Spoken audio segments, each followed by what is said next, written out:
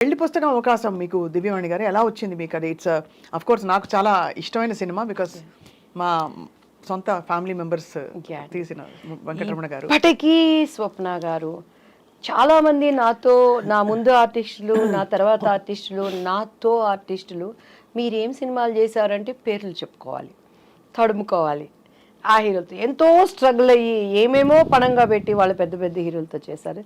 కానీ దేవుడి దయ, బాపు రమణ గారు దివ్యవాణి అంటే పెళ్లి పుస్తకం, పెళ్లి పుస్తకం అంటే దివ్యవాణి, ఆ తర్వాతే రాజేంద్ర ప్రసాద్ గారు అంటారు. అవునవును, ఎందుకంటే నేను కొత్త అలా చేయటానికి.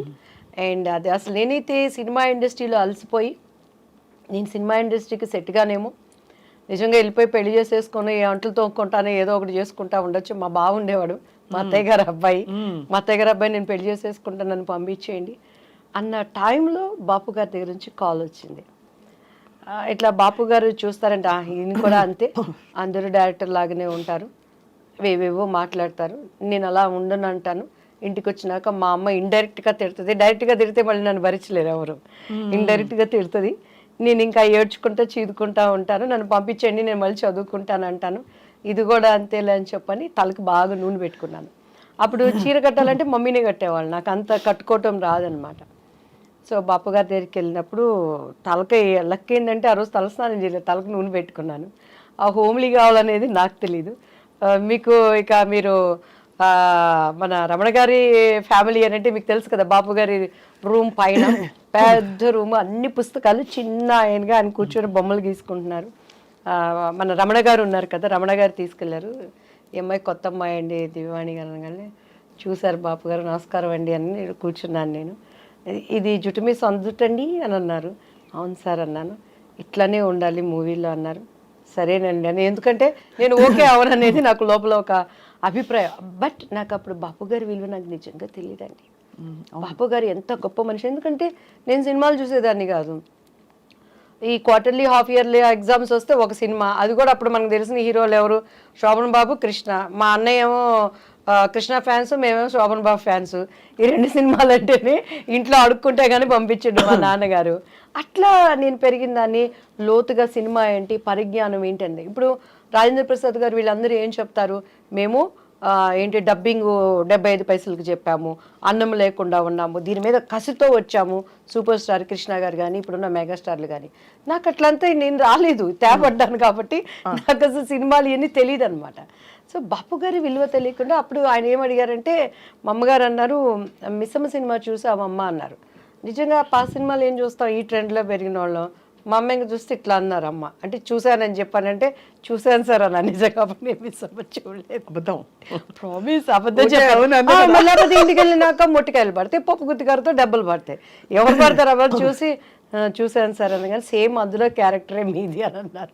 అలాగే సార్ అన్నాను. నీకు కాళ్ళు చూపి అమ్మ అన్నారు. మా అమ్మాయికి ఇలా చూసాను. మా అమ్మగారు పాప ఆమె భయపడతాయి, ఈ అవకాశం అన్నా మా అమ్మాయికి రావాలి, ఏదో ఒకటి మా అమ్మాయి ద్వారా మేము ఇండస్ట్రీలో ప్రూవ్ చేసుకోవాలని కాళ్ళు చూపించాను. ఎందుకంటే ఆ మూవీలో ఎక్కువ కాళ్ళకి షార్ట్స్ ఉంటాయండి.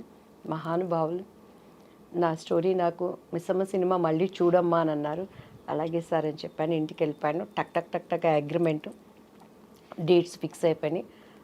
45 days కంటిన్యూస్గా షూటింగ్. అమ్మ అన్ని మాట్లాడేశారు, డబ్బులు ఏమిటి అసలు, రమణ గారు ఉన్నారు, మన మేనేజర్ రమణ గారు, ఇప్పటికే ఆయనే ఉన్నారు. శ్రీరమణ గారు అంతా మమ్మీ మాట్లాడుకున్నారు. శ్రీరమణ గారు అంటే పెద్దవారు?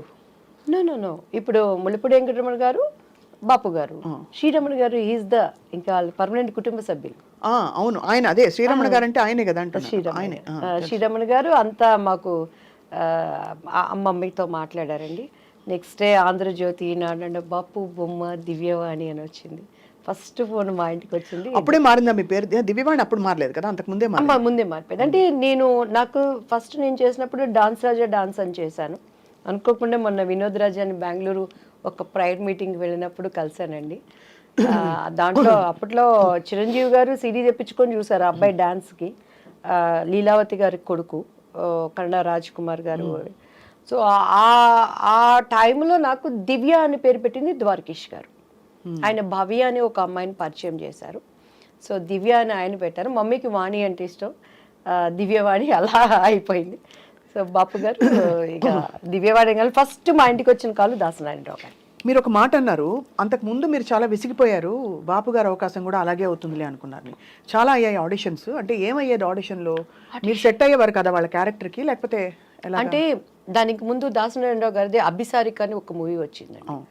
అప్పుడు మేము పద్మాంటి దగ్గరికి వెళ్ళి, మమ్మీ తెనాలి, మాకు తెలిసిన ఒక మమ్మీ వాళ్ళ క్లాస్మేట్ పద్మాంటికి మంచి క్లోజ్, మంచి వాళ్ళండి తెనాలి పిల్లలు, చాలా వాళ్ళు కష్టపడుతున్నారు ఇండస్ట్రీలో అని అంటే పద్మాంటి రిఫర్ చేసి దాసరి అంకుల్ దగ్గరికి వెళ్ళాను. సవేరా హోటల్లో అప్పుడు వీళ్ళకి పాముగురో వీటిల్లో జరుగుతూ ఉండే స్టోరీ డిస్కషన్స్ అవన్నీ. ఏం చేస్తారు, మాట్లాడేవాళ్ళు, కింద నుంచి పెద్ద చూసారు, ఒడ్డు పొడుగు బాగుంది అమ్మాయి అనేవాళ్ళు, స్టోరీ మంచి క్యారెక్టర్ అండి అనేవాళ్ళు. కొంచెం మీరు బయట కూర్చోండి అమ్మాయితో మాట్లాడతాం అనేవాళ్ళు. మా అమ్మాయికి ఇటు చూసేదాన్ని నేను, ఇంకంతే. ఇంక మా అమ్మగారు బయటకు వెళ్తాను అని అంటే అల్లిచ్చేదాన్ని కాదు. సో ఆ లోపల వాళ్ళ భావన ఏంటనే అర్థమయ్యి అర్థం కాని వయసు నాది అప్పుడు. సో అలా ఇక మా అమ్మగారు నన్ను వదిలిపెట్టేవాళ్ళు కాదు. మొన్న కూడా చౌదరి గారు అని చెప్పని ఒక ఆయన ప్రొడ్యూసర్ కలిసారండి. అప్పుడు అర్జున్ సర్జాతో ఒక మూవీ చేయాల్సింది, శారదాంటి మెయిన్ క్యారెక్టర్. అందులో అంతా డేట్స్ వరకు వచ్చింది, అంతా ఓకే అన్నారు, క్యారెక్టర్ మిస్ అయిపోయింది. కాదు అంటే అంత ఓపెన్గా మిస్బిహేవ్ చేసేవారా? నా దగ్గర మిస్బిహేవ్ చేసి నా దగ్గర బతికి బట్ట కడతాడండి వాడు ఎవడైనా. అదే అందుకని అడుగుతున్నా. ఎందుకంటే ఇప్పుడు జీలో అప్పుడు ఉండేది. అదే అదే మీరు బోల్డ్గా కనిపిస్తున్నారు చాలా, బట్ ఎలా మీకు అర్థమైపోయేది వాళ్ళ మనసులో ఏమిటని? అంటే మా మమ్మీతో మాట్లాడేవాళ్ళు. మా మమ్మీ అమ్మాయి చిన్నపిల్లండి, తను ఫ్రెండ్లీగా మంచి ఆర్టిస్ట్ అండి, మా అమ్మాయిలో టాలెంట్ ఉందండి అని అలా అనేవాళ్ళు. ఇంటికి వచ్చినాక డిస్కషన్ జరుగుతుంది కదా, నన్ను బాగా రెచ్చగొట్టేది మా అక్క అయితే. చూడు నువ్వు చేయాల్సిన క్యారెక్టర్ అమ్మాయి చేసింది, చూసుకోండి చేసుకొని నాకేంది, నేను ఎప్పుడు ఏ క్యారెక్టర్ పోయిందని ఏడ్చింది లేదండి. ఈవెన్ దో మిస్టర్ బెళ్ళానికి కూడా బాపు గారు, రమణన్ల గారు, రాజేంద్ర ప్రసాద్ గారికి ఇప్పుడు ఒక మనసు ఉంది, మరి ప్రతి ఒక్కరికి ఒక అంతరాత్మ అనేది ఉంటుంది. ఈవెన్ ఆమెనికి కూడాను వాళ్ళ గుండె మీద చేసుకుంటే మినిమం మ్యాక్సిమం ఎక్స్ట్రీమ్ ఈ క్యారెక్టర్ అమ్మాయి అయితే బాగుంటుందని చెప్పని ఎంత ప్రయత్నం చేశారు, ఎంత ప్రయత్నం చేశారు. నేను ఆయనకి సారీ కూడా చెప్పాను, రాజేంద్ర ప్రసాద్ నా భవిష్యత్తును గురించి జరిగిన విషయాలన్నీ ఆయనకి చెప్పాము, ఏం లేదు ప్రాబ్లం. ఆయన వేరే ఆలోచనలో ఉండేవాళ్ళు, మేము అది అంటే ఇప్పుడు అప్రమత్వం, ఈజ్ గుడ్ ఆర్టిస్ట్ కానీ ఆ క్యారెక్టరు నాకు ఆమెని ఒకరోజు ఫ్లైట్లో కలిసినప్పుడు నాతో చెప్పింది, దివ్యవాణి గారు ఒక 1000 సార్లు నాకు ఆ డెక్లో, అప్పుడు సీడీలు డెక్లు ఉండేవి, చూపించి ఇలానే కావాలని చెప్పేవాళ్ళు. మరి ఎందుకు మిస్ అయిపోయారు మీరు? చేయలేదు, ఒప్పుకోలేదు. ఒప్పుకోలేదా? రాజేంద్ర ప్రసాద్ గారు అండ్ ఆయన ప్రొడ్యూసర్ ఆయన చేత పార్థసారథి గారు సంథింగ్ ఏదో పేరు ఉంది. సో అలా. But film industry is very tough place కదా దివ్యవాణి గారు. టఫ్ ప్లేస్ లేనిది ఏదో చెప్పండి స్వప్న గారు. అలా కాదు, రిలేటివ్లీ నేను మీరు అన్నది రైటే, అన్ని ప్లేసెస్ లో టఫ్ ప్లేసే. పనమ్మాయి మన ఇంటికి వచ్చి ఒక పనమ్మాయి పని చేస్తుంది. ఆ అమ్మాయి పొద్దున్న లేసిన దగ్గర నుంచి, రోడ్డు మీద నడుచుకొని వచ్చే దగ్గర నుంచి, ఇంట్లో పని చేసి తను ఓనర్ అనేవాడి దగ్గర నుంచి ఆడదానికి తిరిగి వెళ్ళటానికి టఫ్ కాదు, చాలా టఫ్. ఎక్కడ టఫ్ అక్కడ. కానీ ఇక్కడ ఎంత మొహమాటంగా అందంగా ఉంటుందంటే మీరు చెప్తున్న సన్నివేశాలు ఆలోచిస్తే, ఇప్పుడు అమ్మగారు ఎంత అర్థం చేసుకుని మిమ్మల్ని తప్పించుకుని కాపాడుకుని జాగ్రత్తగా నెట్టుకొచ్చారు. మీరు చెప్పారు, అదే చెప్తున్నాను. అలా చేయలేని పరిస్థితులు చాలా మందిని చూసాను. నాకు ఆర్టిస్టుల్ని చెప్పడం ఎందుకులే గానీ అన్నల దగ్గర అంటే కొంతమందికి అది తప్పు అనిపించకపోవచ్చు, అది వాళ్ళ చాయిస్. నేను తప్పని నేను ఎప్పుడు అంటలేదు. నవేడేస్ ఇప్పుడు కూడా నేను అంటున్నాను, నవేడేస్ అవనేది ఫ్యాషన్ అయిపోయింది, కామన్ అయిపోయింది, అది ఎంజాయ్మెంట్ అయిపోయింది. నేను తప్పని ఇప్పటికీ నేను చెప్పట్లేదు. 2 చేతులు కలిస్తేనే చెప్పట్లు, చేతులు కలవనప్పుడు ఈ చేయి కాబట్టి. కాకపోతే మనం అనుకున్న విధంగా హైప్ అవ్వలేవచ్చు. కానీ దేవుడు అనేవాడు ఒకటి ఉంటాడు, న్యాయం అనేది ఒకటి ఉంటుంది. మన అంతరంలో ఒక ఆలోచన పుట్టక ముందే ఈ నోస్ వాట్ ఈజ్ మనం ఆలోచిస్తున్నాం అనే దానిని నిలబెట్టేవాడు ఆయన. సో అది నన్ను ఇంతవరకు నిలబెట్టింది. ఎంతమంది ఉన్న తెలుగు చరిత్ర ఉన్నంత వరకు నా శత్రువు అయినా నా మిత్రువు అయినా ఆ పని అనేది ఉండాల్సిందే. నన్ను అంగీకరించే వాళ్ళైనా అంగీకరించిన వాళ్ళైనా ఆ పాట అనేది దేవుడు అలా దానిని జతపరిచాడు అనుకుంటానండి. అండ్ ఎస్పెషల్లీ బాపు రమణల గారు అసలు ఇండస్ట్రీకి వాళ్ళు విరుద్ధమైన వ్యక్తులు, అంటే వాళ్ళ మనస్తత్వాలు అంత స్వచ్ఛంగా ఉంటాయని. స్వచ్ఛమైన మనుషులు. నాకు జరిగిన అన్యాయానికే మళ్ళీ పాపం వాళ్ళు పెళ్లి కొడుకు మూవీ తీసి అందులో నాకు తెలిసి లాస్ వచ్చింది. అదే అప్పుడు బంగారు పిచ్చి కానీ విజయ నిర్మల్ గారు చేసిందనమాట. సో నరేష్ గారు నేను చేశాము. అది అక్కడేమో చంద్రమోహన్ గారు విజయ నిర్మల్ గారు చేశారు. సో సేమ్ స్టోరీ ప్రజలకు అంతా ఎక్కక అది అనుకున్న విధంగా ఆడలేకపోయింది. బట్ నాకు మంచి పేరు వచ్చింది. దానికోసము వెంకటరమణ గారు తన పక్కనున్న సైటుకి అప్పుడు ఫైనాన్షియల్ దీనికి బాపు గారు ఇచ్చేశారు. అంత స్నేహబంధం వాళ్ళకి. వాళ్ళు అసలు చూస్తే రిలేషన్స్ అనుకుంటాం కానీ స్నేహితులు అనేది చాలా రోజుల వరకు నాకే తెలియదండి. సో అన్నీ ఉన్న విస్తరాకు అణిగి మణిగి ఉంటుంది అనడానికి.